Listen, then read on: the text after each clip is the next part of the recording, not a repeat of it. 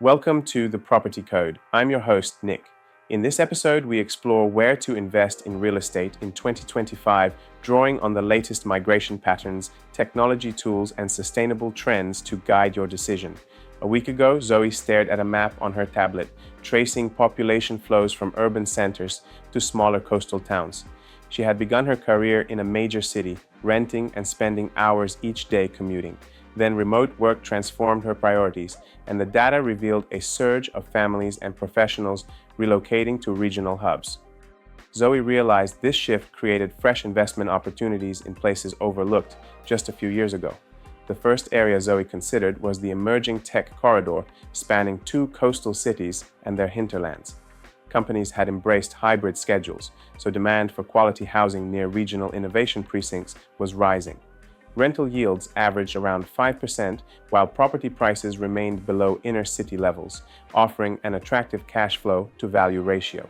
She used an AI-driven analytics platform to sift through local employment growth figures, rental vacancy rates, and climate risk scores. Machine learning models pointed to towns with consistent job creation in clean energy and health technology as top candidates. Next, Zoe turned her attention to the growing Sunbelt lifestyle markets, where milder winters and lower living costs drew retirees and remote workers alike. Census projections forecast population growth of roughly 10% in key suburbs over the next 5 years. New infrastructure investments, high-speed rail links, renewable energy projects, and expanded healthcare facilities were already underway. She evaluated areas with mixed-use developments that combined residential, retail, and green spaces, aligning with 2025 preferences for walkable towns and healthy living. The third data-driven insight involved fractional ownership platforms. These fintech solutions now allow smaller investors to purchase shares in larger multifamily developments or commercial properties. Rather than committing a large deposit to a single building, Zoe could diversify across multiple assets, reducing concentration risk. Blockchain-enabled tenure records brought transparency to ownership, while digital tokens enabled instant liquidity on secondary markets. While each model offered potential, proper due diligence remained vital.